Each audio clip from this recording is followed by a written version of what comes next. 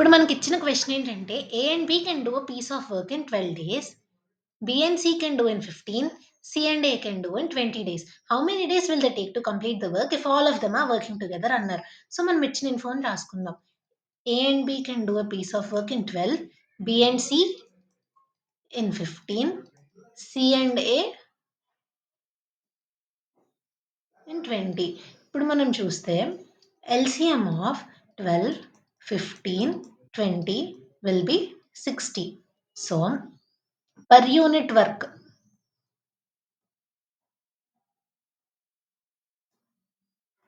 Per day చూస్తే 60/12 అంటే 5 units per day will be 60/15 అంటే 4 యూనిట్స్ పర్ డే. ఇది 60/20 అంటే 3 యూనిట్స్ పర్ డే చేస్తున్నట్లు. మనం ఇప్పుడు ఎల్‌హెచ్‌ఎస్ గమనించండి. 2 సార్లు ఏ, బి, సి రిపీట్ అయ్యాయి రెస్పెక్టివ్‌గా. సో, సమ్ చేసేసామనుకోండి. 2 into A plus B plus C ఈ యూనిట్స్ పర్ డే సమ్ చేసేస్తే 12 యూనిట్స్ పర్ డే చేసినట్లు. అంటే ఎంత? A plus B plus C ఏమవుతుంది? 12/2 అంటే 6 యూనిట్స్ పర్ డే ముగ్గురు కలిపి చేస్తే అయింది. కానీ మన దగ్గర ఉన్న టోటల్ వర్క్ ఎంత? 60 యూనిట్స్ ఉన్నాయి. మనకి పర్ డే ఎంత అవుతుంది?